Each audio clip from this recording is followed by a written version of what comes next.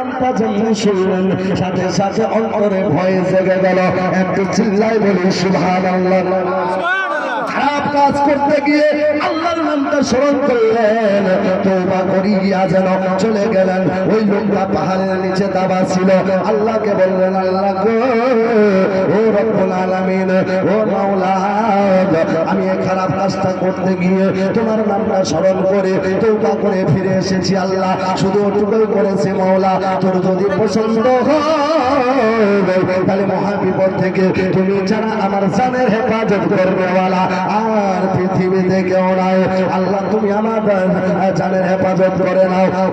লোকটা আল্লাহর কাছে দোয়া করলো, মা জননী দোয়া দোয়া দোয়া দোয়া করার সাথে সাথে ওই পাহাড়ের পাথরটা একটু যেন আগের দিকে সরে গেল।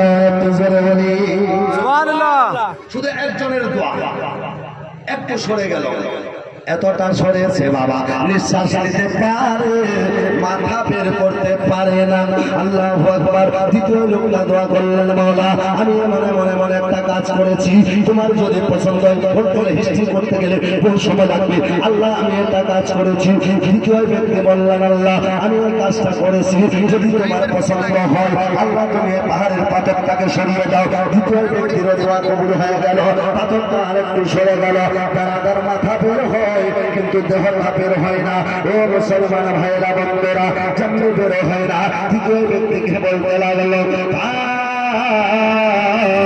তুমি যদি দুনিয়াতে কোনো ভালো কাজ করেছো তাহলে আল্লাহ দরবারে দোয়া করো, আল্লাহ দরবারে প্রার্থনা করো, আল্লাহ দরবারে প্রার্থনা করো। আল্লাহ চাইলে পাথরটা তোমার দরবার পথে পুরাটাই সরে যাবে। মুসলমান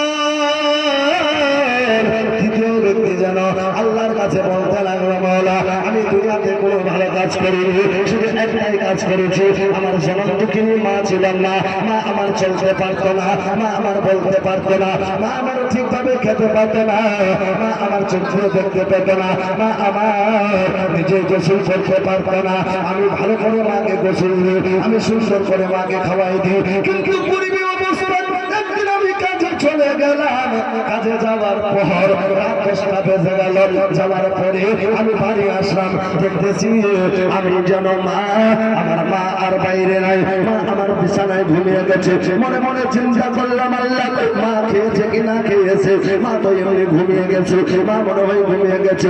আমি তখন একটা দুধের গ্লাস হাতে নিলাম, নেবার পরে আমার জনম দুঃখী মার সিতানের পাশে গেলাম, যাবার পরে দেখতেছি মা আমার ঘুমিয়ে গেছে। মা যদি ঘুমিয়ে যায়, মা ঘুমিয়ে